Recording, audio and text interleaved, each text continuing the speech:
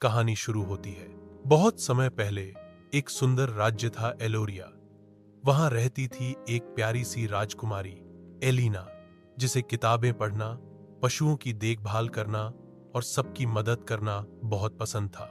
एक दिन उसे महल के पुराने तहखाने में एक पुराना आईना मिला।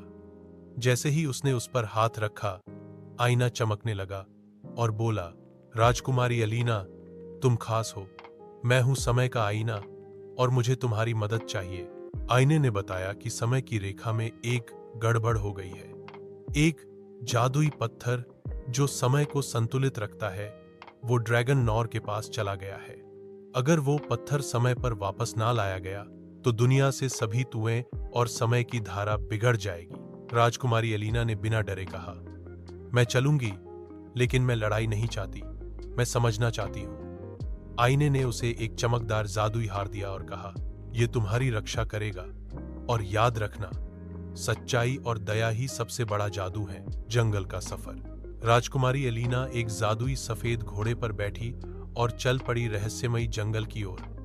रास्ते में वह प्यारे जीवों से मिली उड़ती हुई किताबें, बातूनी फूल और पेड़ों से लटकते संगीत के तार। उसे डरावने ड्रैगन गुफा के पास पहुंचने में 2 दिन लगे, लेकिन जब वो अंदर गई तो कुछ अलग देखा।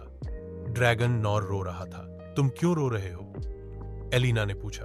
ड्रैगन बोला, मुझे सब डरते हैं। मैंने पत्थर सिर्फ इसलिए लिया ताकि लोग मुझे याद रखें। मैं अकेला हूं। दया का जादू। एलिना ने मुस्कुराकर कहा, अगर तुम पत्थर वापस दे दो तो मैं तुम्हारी दोस्त बनूंगी। चलो मिलकर समय को ठीक करते हैं। ड्रैगन नॉर ने पत्थर वापस दिया। आईना प्रकट हुआ और बोला, राजकुमारी एलिना, तुमने साबित किया कि सच्चा दिल है